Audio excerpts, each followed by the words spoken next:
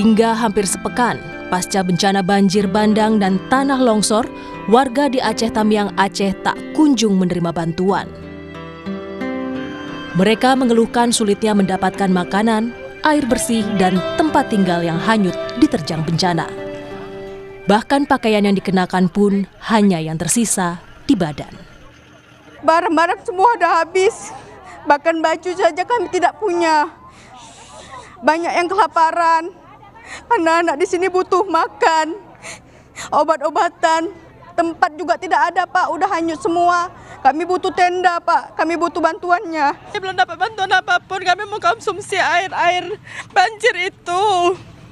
Ada sini banyak yang sakit, Pak. Kami mohon, belum ada apa-apa kami di sini. Pesawat lewat, belum ada turun apa-apa di sini, Pak. Kami ada itu sakit, ada yang sakit, ada anak-anak. Ini mulai batuk-batuk kami, Pak. Bantuan sulit masuk untuk warga terdampak bencana di Aceh Tamiang karena akses menuju lokasi bencana yang masih terputus. Bukan hanya di Aceh Tamiang, sebagian wilayah terdampak bencana di Sumatera Utara, Sumatera Barat, dan Aceh masih terisolasi. Bukan hanya akses fisik seperti jalan dan jembatan yang terputus, namun juga akses internet untuk berkomunikasi dengan dunia luar. Sejumlah kepala daerah menyatakan tidak sanggup menangani dampak bencana banjir dan longsor yang melanda wilayah Sumatera ini. Beberapa kepala daerah meminta agar bencana banjir dan longsor di Sumatera Utara, Sumatera Barat, dan Aceh ditetapkan sebagai bencana nasional. Yang daerah terisolir itu ada 97 desa yang hari ini belum terjangkau. Kecamatannya alhamdulillah sudah turun menjadi 3 kecamatan. Yang awalnya 12, 9, 7 dan hari ini sudah berproses tinggal 3 lagi. Dengan pangan kita dan BBM kita tahan berapa hari, Pak? Untuk BBM hari ini memang sudah minim, tinggal sedikit lagi. Kalau untuk beras mungkin tidak ada lagi, tinggal hanya hari ini dan besok. Gas dan kebutuhan yang lain ini memang sudah sangat menipis. Karena apa? Karena jalan akses kita terputus semuanya.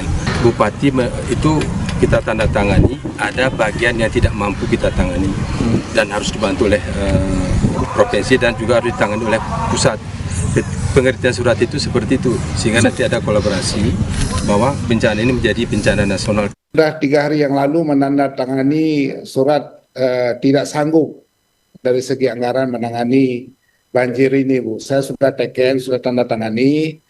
Jadi oleh karenanya mungkin sama juga dengan daerah-daerah lain di Aceh, dengan kondisi kami yang sangat terbatas, maka kami mohon uluran tangan dari pemerintah pusat maupun dari pemerintah Provinsi Aceh untuk segera membantu penanganan banjir ini, Bu. Termasuk pasca banjir nantinya. Kalau menurut kami bermohon kepada Bapak Presiden supaya bencana besar ini dapat ditetapkan sebagai status bencana nasional. Itu memang benar barangkali apa yang disampaikan oleh Bapak dari BNPB, tapi khusus untuk Kabupaten Nagan Raya sampai saat ini itu belum ada bantuan dari pemerintah pusat yang kami terima, Pak. Jadi oleh karenanya saya kira dengan penetapan status bencana nasional ini, maka penanganan akan lebih cepat. Karena ini terkait dengan waktu juga, ini masyarakat boleh sakit semua. Direktur Eksekutif Amnesty International Indonesia, Usman Hamid, mendesak pemerintah untuk menaikkan status bencana di Sumatera menjadi bencana nasional. Dengan menaikkan status menjadi bencana nasional, Usman menjelaskan pemerintah bisa dengan cepat mendistribusikan bantuan dan menerima bantuan dari dalam maupun luar negeri. Sekali lagi, kami turut mendesak kepada pemerintah untuk segera menyatakan keadaan darurat nasional. Ini demi percepatan pertolongan kepada saudara-saudara kita, kepada satwa-satwa Indonesia di Sumatera Utara, di Aceh, dan juga di Sumatera Barat. Pernyataan keadaan darurat nasional ini sangat penting untuk membuka segala peluang bantuan dari dalam maupun dari luar negeri. Pemerintah tidak perlu beralasan takut asing. Asing yang merusak Indonesia adalah asing yang bekerja sama dengan para pejabat Indonesia untuk merusak kekayaan alam demi keuntungan segelintir orang-orang mereka saja. Nikel, emas, batu bara, sampai dengan semen. Hentikanlah tambang-tambang, deforestasi, hentikanlah kriminalisasi terhadap para aktivis. Dan sekali lagi, nyatakanlah keadaan darurat nasional untuk bertolongan saudara-saudara kita di Sumatera Utara, di Sumatera Barat, dan juga di Aceh. Namun pemerintah menegaskan belum perlu ada perubahan status menjadi bencana nasional. Pasalnya, penanganan bencana di Aceh, Sumatera Utara, dan Sumatera Barat oleh pemerintah sudah semaksimal mungkin. Pemerintah punya banyak pertimbangan dalam menentukan status bencana. Paling penting adalah penanganannya. Penanganannya, saudara-saudara tadi sudah bisa lihat bahwa semenjak terjadinya bencana di Aceh, Sumatera Utara maupun di Sumatera Barat, seluruh sumber daya nasional bekerja keras untuk melakukan penanganan gitu. Jadi berkenaan dengan masalah status itu banyak pertimbangan dan sampai hari ini kita merasa, pemerintah merasa bahwa dengan penanganan yang cukup masif, semua sumber daya nasional dikerahkan, nah itu sementara pilihan yang diambil. Hingga Rabu sore, Badan Nasional Penanggulangan Bencana menyebut korban meninggal dunia dalam bencana banjir dan longsor di Sumatera lebih dari 700 jiwa. Sebanyak 600 lebih jiwa hilang, sementara 500 lebih warga mengungsi dan membutuhkan bantuan segera. Tim Liputan, Kompas TV. Warga korban bencana membutuhkan penanganan dan pertolongan yang cepat. Apakah status soal bencana bisa membuat situasi bagi warga korban bencana lebih baik?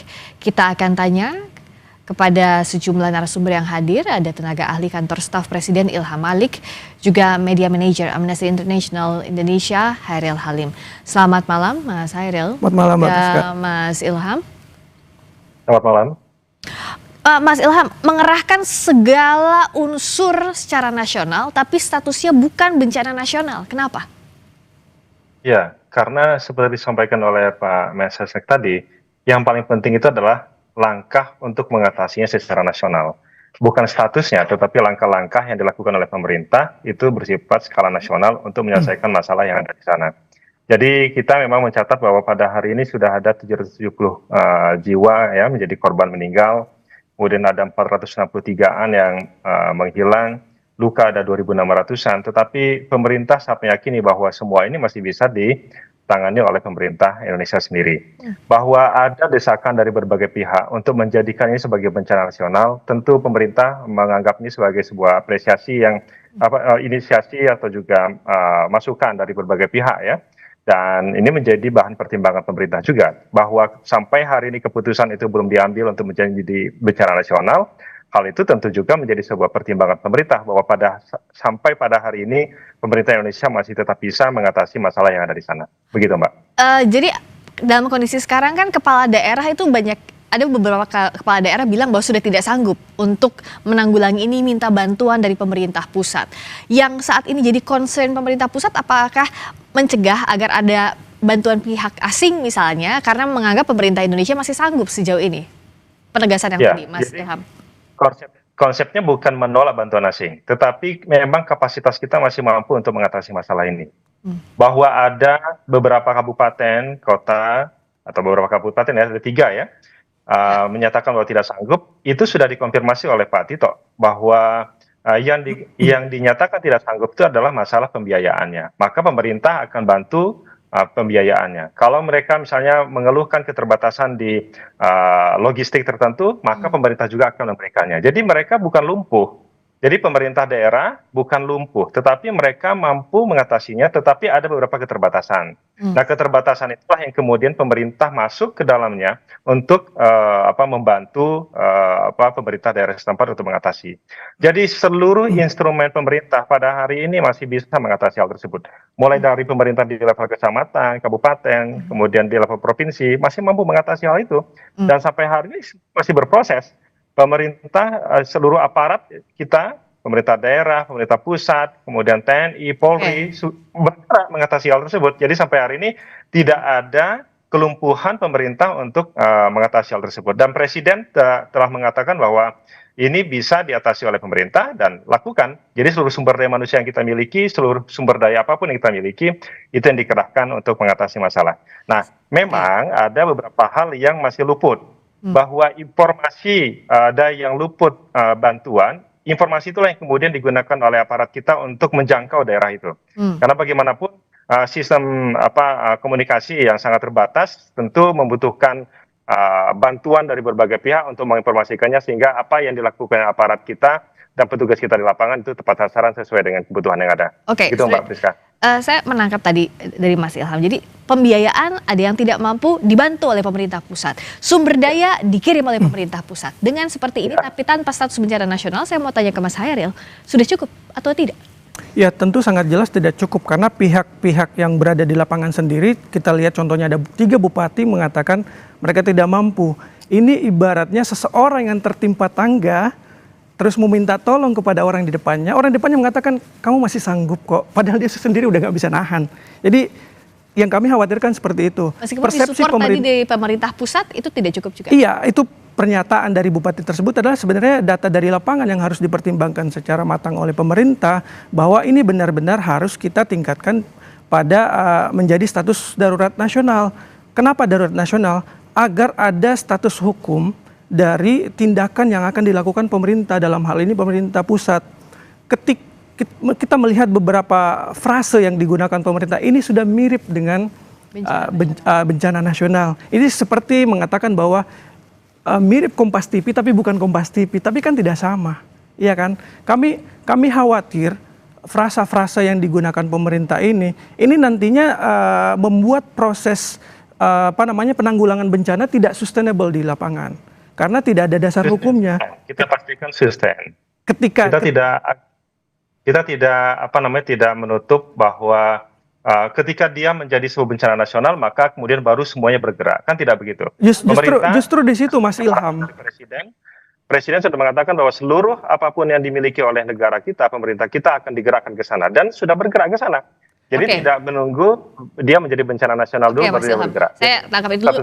Justru di situ permasalahannya Mas Ilham. Jadi ketika tidak ada status darurat nasional, nanti proses perjalanan proses recovery ini akan bisa terhambat karena tidak ada dasar hukum yang kuat.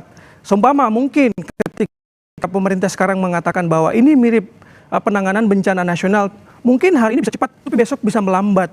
Tapi dengan adanya status bencana nasional ini, otomatis semua pihak akan all out. Dan di mana juga dengan status bencana nasional juga semua elemen bisa ikut membantu, termasuk ketika ada tawaran dari lembaga-lembaga internasional untuk datang membantu. Sebagaimana kita ketahui negara tetangga kita yang tertimpa bencana banjir ini, Sri Lanka itu membuka diri terhadap bantuan dari luar negeri untuk masuk ke dalam Sri Lanka untuk membantu proses penanganan banjir di sana. Jadi pemerintah pusat seharusnya tidak menutup diri dari segala jenis bantuan yang ada. Oleh karena itu, status darurat nasional ini bisa membuka pintu untuk semua elemen bisa bergabung bahu-membahu untuk memberikan proses recovery atau proses evakuasi yang cepat. Dan status darurat nasional itu bisa memaksa daerah-daerah untuk daerah terdekat bisa untuk dimintain untuk membantu dari pemerintah pusat. Oh, ini status darurat nasional, minta provinsi tetangga untuk membantu, itu punya kekuatan hukum yang kuat ketika ada status darurat nasionalnya di situ. Kalau biasanya pemerintah bergerak dari status hukum dulu Mas Ilham, baru ke pelaksanaannya di lapangan. Kenapa untuk ini berbeda? Saya kira sudah jelas dikatakan oleh Pak Presiden dan juga Mas Sesnek bahwa seluruh pemerintah daerah, Pak Tito juga tadi sudah menyampaikan kan, bahwa seluruh pemerintah daerah sekarang ini sudah bergerak untuk membantu Aceh, kemudian Sumatera Utara dan juga Sumatera Barat. Ada bantuan dari Jawa Timur, ada bantuan dari Sulawesi, ada bantuan dari Bengkulu, semuanya membantu tanpa perlu ada status yang bencana nasional. Karena ini bukan soal status. Pak Hadi tadi sudah mengatakan bahwa ini bukan soal status, tetapi soal tindakan. Dan tindakan kita hari ini sudah mencakup seluruh apa yang dibutuhkan oleh oleh 3 daerah yang terkena bencana. Nah, tadi saya sampaikan bahwa memang betul ada beberapa lubang-lubang yang belum tertutupi ya. Ada beberapa daerah-daerah yang belum terjangkau, ada beberapa posko-posko atau tempat penampungan masyarakat yang belum terjangkau. Informasi ini yang sangat penting disampaikan kepada pemerintah sehingga aparat di lapangan itu nanti bisa menyampaikan atau memberikan bantuan. Karena sampai hari ini tadi disampaikan oleh Pak Seskap, Pak Teddy, bahwa sudah ada 500.000 ton bantuan yang diberikan kepada dia salurkan ke sana. Belum lagi yang dari daerah setempat, dari sekitarnya juga. Jadi sudah sangat banyak. Jadi pemerintah melalui TNI saja sudah menyalurkan seperti itu, Polri juga sudah menyalurkan sebanyak itu, apalagi tempat yang lain. Jadi sampai hari ini semua berproses untuk merecovery-nya. Bahwa hari ini masih ada yang belum ada bantuan, itu semua dijangkau. Bahwa masih ada yang rumahnya rusak, itu nanti akan masuk ke fase berikutnya, yaitu penanganan infrastruktur dan tempat tinggal kan ya. Karena fokus pada beberapa hari ke depan ini adalah penyelamatan korban. Mereka harus dipastikan sandang dan pangan mereka terpenuhi. Bahwa ada yang belum terjangkau, itu yang informasi itu yang sangat penting diterima oleh pemerintah untuk bisa menjangkaunya. Begitu. Kalau pemerintah mengatakan bahwa tidak perlu ada status dan menjamin ini akan berkelanjutan, akan sustain ke depannya, Mas Hairil, apa yang dikhawatirkan dari Amnesty? Usai jeda kita bahas di Sapa Indonesia Malam. Masih di Sapa Indonesia Malam bersama tenaga ahli Kantor Staf Presiden Ilham Malik dan media manajer Amnesty International Indonesia Hairil Halim. Mas Hairil, kalau tadi Mas Ilham menyatakan bahwa kalau dari pemerintah pusat itu firm bahwa nggak perlu status bencana nasional, tapi perlakuannya itu melibatkan seluruh unsur secara nasional dan akan dijaminkan soal sustainability-nya di lapangan. Apa yang masih dikhawatirkan sebenarnya dari Amnesty? Sebenarnya yang kami khawatirkan adalah dasar hukumnya. Ketika dasar hukum adalah hanya pernyataan publik tanpa ada keputusan presiden ataupun yang menetapkan status bencana nasional ini, itu yang akan bisa menghambat. Yang pertama tadi adalah sustainability. Tapi apa yang lebih penting dari penetapan status nasional ini adalah konsekuensi hukum, ataupun ini bisa memberikan legitimasi politik bagi presiden untuk melakukan audit lingkungan setelah proses recovery terjadi. Jadi proses audit lingkungan, jika perlu dilakukan moratorium izin hingga penegakan hukum terhadap pihak-pihak yang diduga bertanggung jawab atas bencana yang terjadi di Sumatera ini. Kita lihat, kalau kita melihat data Walhi itu ada dari 10 tahun terakhir, dari 2016 sampai 2024 itu 1,4 juta itu lahan yang menjadi terdeforestasi di ketiga wilayah provinsi ini. 1,4 juta hektar itu mungkin 20 kali luasnya Singapura ataupun seluas dengan wilayah Timur Leste secara keseluruhan satu negara, ataupun ketika kita mengambil ukurannya negara-negara lain di Eropa Barat, itu setengahnya beberapa negara di Eropa Barat. Itu sangat besar deforestasi yang terjadi di sana. Oleh karena itu, mengapa status darurat nasional ini penting untuk menginvestigasi lebih jauh faktor-faktor yang menyebabkan bencana ini terjadi. Tanpa status hukum nggak bisa? Tanpa status hukum saya rasa nanti pemerintah bisa ngeles bahwa itu sudah kita lakukan penanganannya. Tapi kalau ada status hukum dari status nasional, bencana nasional ini, itu akan memberikan legitimasi kepada presiden untuk melakukan langkah-langkah yang lebih jauh yang diperlukan. Ya. Nah, apa yang diperlukan di lapangan? Kita sudah terhubung saat ini dengan Bupati Aceh Utara, Ismail Ajalil, lewat sambungan Zoom. Selamat malam. Assalamualaikum warahmatullahi wabarakatuh, Pak Bupati. Ya, waalaikumsalam warahmatullahi wabarakatuh. Pak Ismail, kami turut prihatin, kami turut berduka atas musibah yang menimpa warga di Aceh Utara sebagai salah satu bagian dari Sumatera bagian utara yang terkena musibah ini. Pak Ismail, terima kasih sudah meluangkan waktu. Ya, terima kasih juga. Terima kasih karena sudah meliput informasi kami yang ada di Aceh Utara menyangkut dengan bencana yang luar biasa pada hari ini. Terima kasih banyak. Terima kasih kembali Bapak. Pak Ismail, saat ini kondisinya seperti apa di sana? Apa yang paling dibutuhkan oleh warga Aceh Utara saat ini? Iya, yang pertama sekali perlu saya ceritakan yang bahwa bencana di Aceh Utara bukan bencana sembarangan, lebih daripada tsunami kejadiannya. Karena tsunami-nya hanya kena pesisir dan hanya sebentar. Tapi ini sudah 9 hari, masih belum reda. Jadi rumah satu kampung itu ada rumah tinggal rumah 18 unit, lain semua hanyut. Maka pada hari ini ada sekitar 9 kecamatan lagi yang terisolir, yang belum bisa kita masukkan makanan kepada mereka yang pengungsi. Ya. Karena semua jalan putus, irigasi putus, lumpur semua di atas badan jalan, kemudian tiang-tiang listrik semua roboh. Rumah-rumah di atas jalan ini masih sedikit-sedikit kita perbaiki supaya tembus ke masyarakat kita yang mengungsi di pedalaman. Pak Ismail, saat ini juga bergabung di dialog kita ada Pak Ilham Malik yang merupakan tenaga ahli kantor staf Presiden. Apa yang mau Bapak sampaikan langsung kepada pemerintah pusat? Ya, pertama sekali saya mohon kepada Bapak Prabowo agar membantu kami di Aceh Utara ini yang sedang malam hari.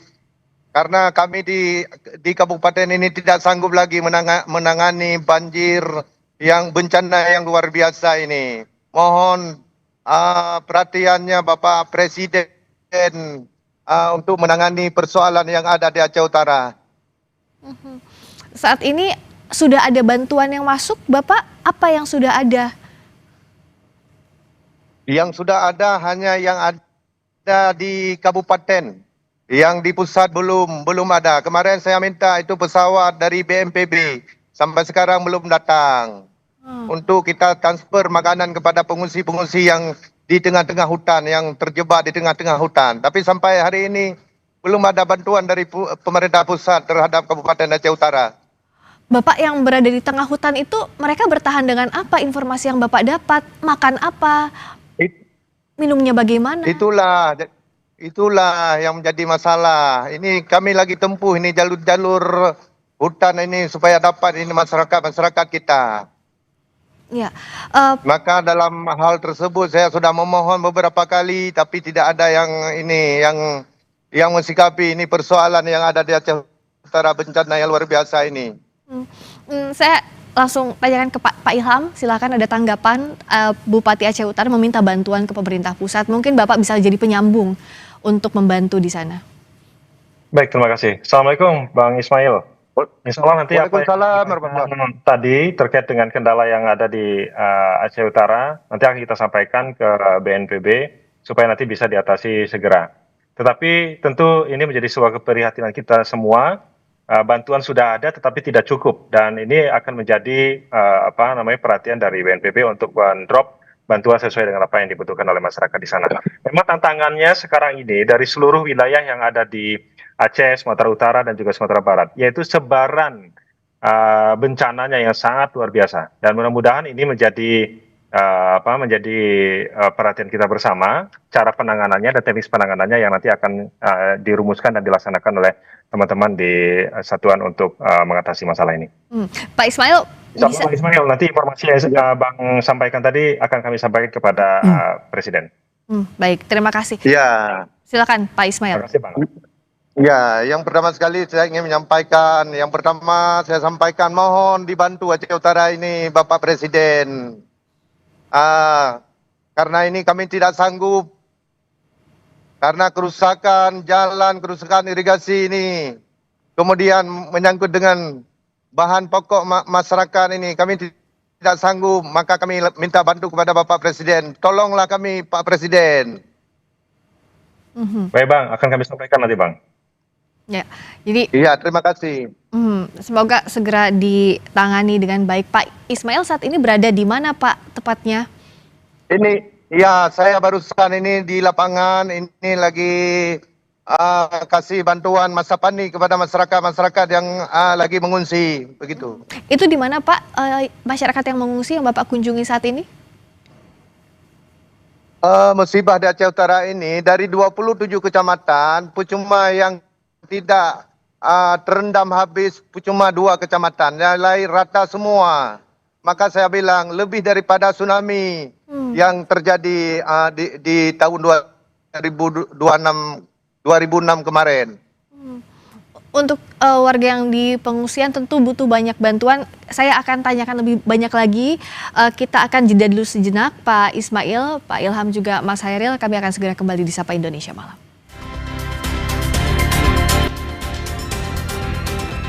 Masih di Sapa Indonesia Malam, kami masih bersama dengan Bupati Aceh Utara Ismail Ajalil, kemudian tenaga ahli kantor staf Presiden Ilham Malik, dan media manajer Amnesty International Indonesia Hairil Halim. Pak Bupati, saat ini apa jenis bantuan detailnya yang paling dibutuhkan oleh warga Aceh Utara, Pak Ismail? Yang paling dibutuhkan oleh warga Aceh Utara adalah ketahanan pangan, artinya makan. Nah, makanan, minuman, air bersih, ini yang paling dibutuhkan. Ya, makanan, minuman, air bersih. Kalau sekarang di pengungsian, Bapak bisa gambarkan apakah ada misalnya dapur darurat atau dapur umum sementara untuk suplai dengan bahan seadanya atau belum ada itu pun? Udah ada. Sudah ada. Semua ini masyarakat kita yang sudah kita bisa akses, semua ada di dapur-dapur umum, tempat pengungsian. Tapi masih ada juga wilayah yang belum terjangkau dapur umum, begitu ya Pak ya? Iya, belum bisa kita terobos ke tempat-tempat yang terisolir, dan ada tempat-tempat yang masih tergenang. Oh, masih ada yang tergenang juga saat ini ya Pak? Ya, masih ada tergenang. Sudah 9 hari masih ada yang tergenang. Pak Ilham, apa yang bisa pemerintah pusat dorong? Tadi makanan, minuman, air bersih itu kebutuhan yang paling ditunggu saat ini di Aceh Utara. Untuk bergerak ke sana, termasuk untuk membuka akses warga yang masih terisolasi itu seperti apa, Pak? Ya, memang upaya airdrop kan sudah dilakukan oleh pemerintah. Oleh aparat kita, TNI, Polri, semua sudah mengedrop makanan ke berbagai tempat. Tetapi memang pemerataan tempat dropping bahan makanan ini ya memang masih perlu penyempurnaan lagi. Dan ini informasi disampaikan oleh Bang Ismail terkait dengan kebutuhan makanan pokok itu seperti tadi kan kalau beras tadi sudah ada ya Bang Ismail ya. Tetapi lauk pauknya yang lain-lainnya saya kira itu juga perlu diperhatikan oleh kita semua, dan dropping bahan pokok ini tentu akan dilakukan oleh pemerintah. Dan informasi yang Bang Ismail sampaikan tadi ini akan menjadi langsung kami sampaikan kepada Badan BNPB supaya lokasi di mana Bang Ismail berada itu cepat di dropping oleh petugas yang ada di lapangan. Gitu. Ya, Mas Hairil melihatnya saat ini masih ada daerah yang terisolasi dengan kondisi belum ada bencana nasional, ini bisa dilakukan dengan baik? Kita lihat ada pemerintah pusat yang menjamin. Iya, kita memang udah ada komitmen verbal dari pemerintah pusat bahwa ini udah setingkat bencana nasional, tapi kembali lagi seperti yang saya bilang tadi, ini kurang kuat memberikan dasar hukum agar semua pihak itu ikut terlibat. Jadi jangan sampai kita menunggu ada banyak jangan hanya menunggu informasi-informasi dari media sosial atau dari media bahwa ada yang terisolir sana, karena dengan adanya status status bencana nasional ini itu memberikan instruksi all out kepada seluruh perangkat negara untuk melakukan mapping, melakukan distribusi bantuan tanpa harus menunggu adanya informasi-informasi yang berasal dari publik. Tentunya informasi dari publik penting, tapi upaya all out inilah yang perlu dilakukan saat ini. Jangan sampai ada daerah-daerah yang tidak terjangkau. Karena apa? Karena tadi statusnya bukan darurat nasional, itu sehingga seluruh sumber daya itu tidak dikerahkan secara maksimal. Jadi kenapa status bencana nasional ini penting, agar ada kekuatan hukum yang menjadi landasan bagi semua aparat negara untuk bergerak melakukan evakuasi, recovery, dan juga nanti melakukan penegakan hukum setelah proses evakuasi dilakukan di lapangan. Jadi memang harus ada dasar hukum itu. Jadi statement verbal dari pemerintah bahwa kita menjamin sustainability itu saya rasa kurang kuat. Harus ada produk regulasinya yang menjadi dasar hukum ketika supaya Presiden menetapkan ini bencana nasional, itu kan nanti ditindaklanjuti dengan edaran-edaran ke daerah. setelah semua daerah cara bertindaknya pun berbeda ketika dia bencana nasional dengan bencana yang mirip bencana nasional statusnya. Ini beda tapi sama, gimana bilangnya ya? Hampir sama tapi beda. Hampir sama tapi beda. Jadi kalau hampir sama tapi beda, kenapa nggak disamain aja? Oke. Nah, saya tanya ke Pak Bupati. Kalau dari Pak Bupati, sebenarnya penting atau tidak status bencana nasional sejauh ini? Kalau dari daerah, apa sih yang diinginkan? Gini masalah status. Kalau di daerah ini kan memang kita tidak bisa berbuat apa-apa. Kalau kita lihat dari bencana tsunami itu kan hanya sebentar. Hanya sebentar, udah selesai. Tapi ini bencana sampai hari ini belum selesai. Mayat sekalipun belum habis ditemukan. Baru ditemukan 121 orang. Kehilangan nyawa manusia, yang kehilangan ada 118 orang lagi yang hilang menurut data sementara. Apakah tidak wajar itu status menjadi bencana nasional? Kemudian kalau tsunami waktu itu hanya pesisir kenanya. Tapi ini di Aceh Utara aja 27 kecamatan, cuma 2 kecamatan ini yang tidak kena. Tapi tidak kena semua, separuh kena. Kemudian terhadap rumah masyarakat, ini semua hilang. Ada beberapa desa ini memang tidak ada lagi rumah. Kemudian sudah 9 hari pejabat kita yang ada di pusat, 1 orang pun belum ada sampai ke Aceh Utara. Maka tidak dilihat langsung bagaimana kejadian di Aceh Utara sebenarnya. Kemudian juga kami tidak bisa akses informasi. Selama ini sinyal HP mati, lampu mati, kami semua terjebak di atas atap-atap rumah. Ini yang terjadi di Aceh Utara yang sebenarnya. Maka nggak wajarkah ditetapkan sebagai bencana nasional di Aceh? Itu maksudnya. Ya, silakan Pak Ilham. Kita ingin mengatakan begini ya. Kita ini butuh status atau tindakan nasional. Kalau kita butuh tindakan nasional, itu yang dilakukan oleh pemerintah. Dan sampai hari ini pemerintah masih begitu serius untuk mengatasi masalah yang ada. Dan tidak serta-merta ketika dia dibuat statusnya sebagai bencana nasional, maka masalah yang ada di lokasi yang sekarang terdampak itu akan selesai. Karena begini, sampai hari ini ya, di Aceh sendiri ada 25,45% masyarakat yang terdampak. Itu memang betul, sampaikan oleh Pak Ismail tadi. Dampaknya yang terjadi di banjir kali ini itu berbeda dengan apa yang terjadi di pada saat tsunami. Jadi memang sangat besar. Di Sumatera Utara ada 10,13% masyarakat yang terdampak. Kemudian di Sumatera Barat ada 2,4%. Memang relatif kecil. Yang paling besar adalah di Aceh, kemudian di Sumatera Utara. Memang skala sangat besar sekali. Tetapi tidak serta-merta bahwa ini kemudian dianggap kalau dia menjadi statusnya bencana nasional, maka tanda kutip ya, urusan penanganannya itu menjadi mudah. Tetap saja menjadi hal yang sangat sulit. Dan karena kesulitannya sama, penanganannya sama, maka bagi pemerintah fokusnya bukan pada status, tetapi pada langkah-langkah nasional yang dilakukan oleh pemerintah sebagaimana disampaikan oleh Bapak Presiden. Dan arahan dari Pak Presiden sudah cukup jelas bahwa seluruh aparat, seperti saya sampaikan tadi, seluruh aparat yang di pemerintahan itu segera dan juga sudah turun mengatasi masalah yang ada. Nah, saya ingin mengatakan begini, kalau ada kelompok-kelompok masyarakat yang bisa membantu, tentu ini sangat terbuka, sangat boleh dan sangat ditunggu. Dan itu tidak perlu menunggu menjadi bencana nasional, baru kelompok-kelompok masyarakat turun untuk membantu. Siapapun kelompok masyarakat yang ingin membantu korban yang ada di sana, itu sangat ditunggu dan terbuka bagi pemerintah.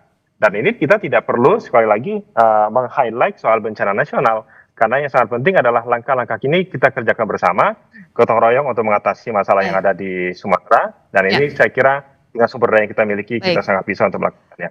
Gitu, Mbak Priska. Baik, terima kasih. Saya terakhir singkat-singkat saja ke Pak Hairil juga Pak Bupati. Saya ke Mas Hairil dulu. Apa yang didorong untuk penanganan bencana ini bisa maksimal di daerah Sumatera bagian utara? Ya, sekali lagi kita berpatokan pada prinsip humanitarian, prinsip hak asasi manusia, harus ada upaya all out, dan salah satu cara melakukan upaya all out dalam hal evakuasi dan recovery ini adalah melalui status bencana nasional tersebut, agar mengikat seluruh aparat negara untuk bergerak dan bertindak, melakukan aksi untuk mencapai mereka-mereka yang berada di daerah-daerah terisolir. Dan ini sangat penting karena bisa menjamin adanya sustainabilitas dan juga membuka pintu bagi segala jenis bantuan yang bisa masuk ke Indonesia, bisa dari lokal, bisa dari internasional, dan saya rasa kita tidak boleh menutup diri. Dan sampai saat ini kita tetap mendorong adanya status bencana nasional ini agar memang tadi Mas Ilham mengatakan tidak serta-merta membuat itu tidak serta-merta menyelesaikan masalah dengan sosial. Justru ketika tidak status bencana nasional aja tidak serta-merta menyelesaikan, apalagi dengan tidak adanya status bencana nasional yang mengikat seluruh aparat negara untuk bertindak lebih cepat dalam melakukan penanggulangan bencana di daerah. Saya kira itu sikap kita. Kalau dari status yang ada sekarang ini saja sudah menggerakkan seluruh instrumen kelembagaan yang ada, Mas. Masih ada. Dan itu buktinya kalau ada kelompok masyarakat yang ingin membantu, bergeraklah dari sekarang. Oke, baik. Soal status tadi ada perbedaan sikap, tapi saya mau ke Pak Bupati dulu. Pak Bupati, silakan sampaikan apa yang Pak Bupati paling harapkan sekarang untuk penanganan bencana semaksimal mungkin di Aceh Utara terutama. Silakan Pak Ismail. Ya, yang pertama sekali untuk sementara kita membutuhkan ketahanan pangan masyarakat. Ya, makan, minum, pokoknya inilah yang kita butuhkan. Yang kedua obat-obatan. Kemarin baru ada obat, kita memang tidak ada lagi obat di Aceh Utara. Semua terendam. Kemarin berarti yang ada obat bantuan dari negara Malaysia. Terima kasih kepada negara Malaysia yang pada hari ini kami sudah bisa mentransfer obat kepada masyarakat. Karena sudah kena penyakit semua. Masyarakat kita di Aceh Utara. Kemudian yang kedua, masalah ini bencana yang luar biasa ini, kehilangan rumah masyarakat. Ini bagaimana cara kita supaya masyarakat ini punya rumah kembali. Kemudian akses jalan. Jalan kita semua rusak. Irigasi kita rusak. Ya, lahan pertanian semua rusak. Ini bagaimana kita selesaikan ini supaya masyarakat kita di Aceh Utara ini aman. Bisa pulang ke rumah masing-masing seperti biasa. Penanganan maksimal saat ini dan juga pemulihan nanti pasca bencana, Pak Bupati, sekali lagi kami berbela rasa, kami mengucapkan duka sedalam-dalamnya. Semoga penanganan bisa menyentuh seluruh warga Aceh Utara. Bagi korban meninggal segera ditemukan, bagi yang masih selamat juga diberikan kesehatan untuk bertahan di kondisi yang sulit ini. Terima kasih Pak Bupati Aceh Utara. Pak Ismail Jalil sudah bergabung di Sapa Indonesia Malam. Terima kasih juga tenaga ahli kantor staf Presiden, Pak Ilham Malik, juga Media Manager Amnesty International Indonesia, Mas Hairil Halim. Terima kasih, selamat malam.